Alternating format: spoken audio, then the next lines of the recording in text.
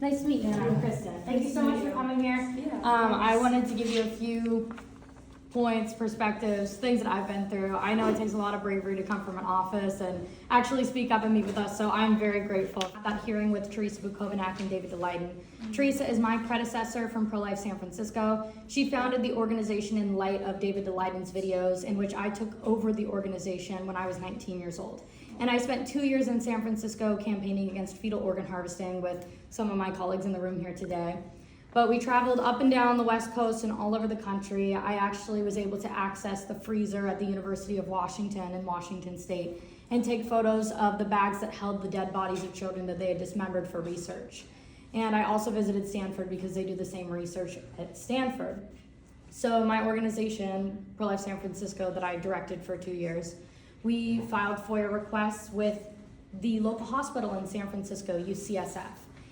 And through those FOIA requests, we were able to get the exact types of body parts and dates in which they collected the body parts from children.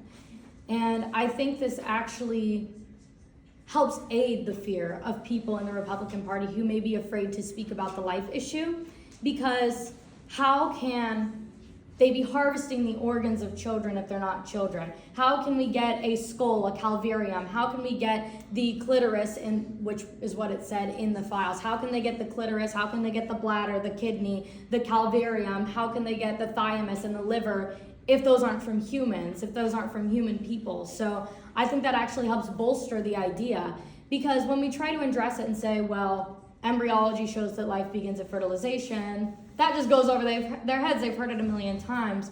I also think that it's important to bring up that in 2021, because of our FOIA requests that we did, we received information from UCSF that they were working with an outside company called Advanced Bioscience Resources, located in Alameda, which is in the Bay Area.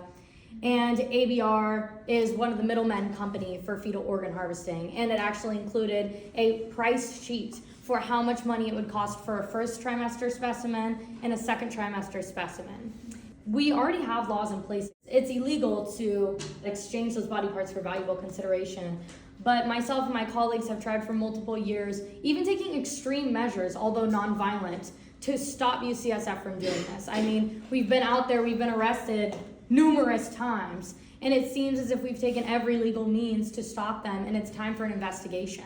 An investigation into the policies at UCSF and other universities like Stanford and the University of Washington. And I also think that those facilities should be defunded if they are doing fetal organ harvesting or research.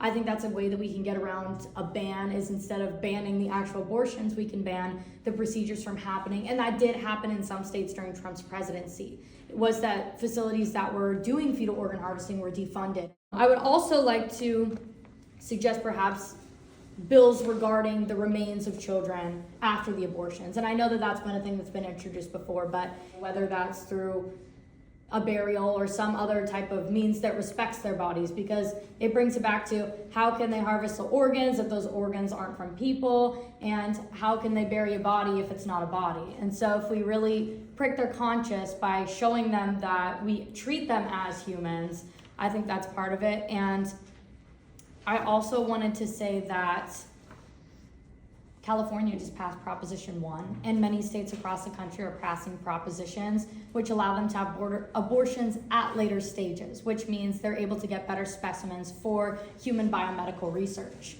So I think that that increases the need for an investigation into these organizations.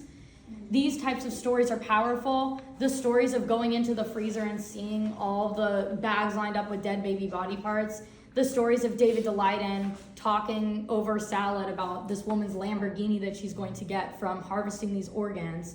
Stories like that are powerful, and they can cover for a 15-week abortion ban, even though that's obviously not our end goal. Like you said, 90% of abortions happen before then. I think that fetal organ harvesting will prick the conscience in the way that regularly talking about abortion won't. I think that this is our foot in the door, and we should take action if possible. Yeah.